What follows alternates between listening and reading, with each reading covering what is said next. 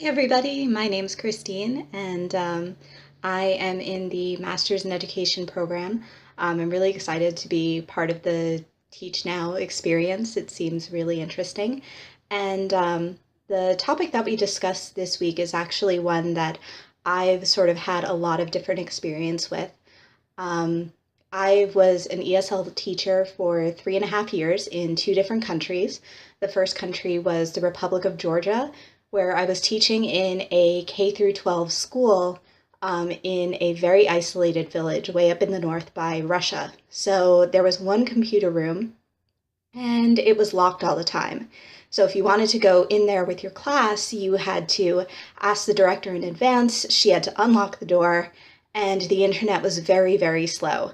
So as far as using video in that class, it was a very special experience for the kids. They could only do it maybe once or twice a month.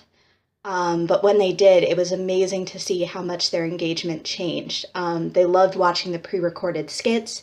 It was interesting for them to get an idea of how people were speaking with the actual accent that wasn't mine, because mine was the only native English speaker's accent they had ever heard. So that was really interesting.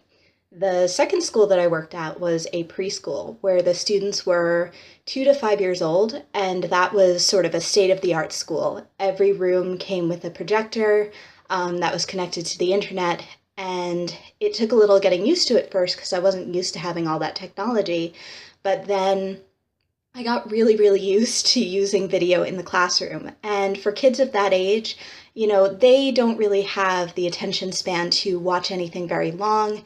It's not necessarily the best tool for teaching them things right from the start. What I did find, though, that using video for them was an excellent transitional activity. So I started to play certain videos that had video and song. And so if it was time to clean up, we would sing the cleanup song. If it was, if we were looking out the window to check the weather, we'd sing the How's the Weather song.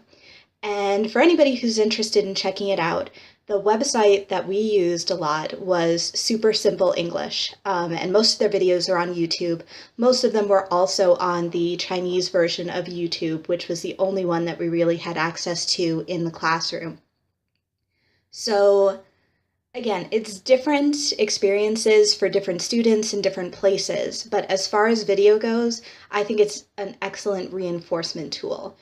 For older students, you could teach things primarily through video and they would have the attention span and ability to follow along. But for younger kids, which is my primary area of experience, I used it for reinforcement, I used it for a transition, and I used it to get everybody in the class on the same page. When you have 26 3-year-olds running all around the classroom and you don't want to strain yourself, you don't want to raise your voice at kids that age, what you can do though is turn on a video that tells everybody to clean up and make it a race, make it a game. So everybody has to clean up before the song is over. So that's been my experience with using video in the classroom. What I really haven't done though is recorded any video myself. Like this is actually the first time that I'll even try editing a video. Who knows if it's actually going to work. Usually whenever I've made a video, it's me taking video of other people and then using that kind of raw footage. And I don't usually make videos myself. So I figured this would be a good time to sort of play around with the technology, see if I could do anything. And if it gets too late and I can't figure anything out, I'll probably just upload this as it is. But so yeah, that's my take on video in the classroom. And if you want to check out, again, the website that I used for video for younger learners was Super Simple English. And a lot of their songs are fantastic. So if you ever find yourself in that kind of situation, it's a really great resource and I highly recommend it.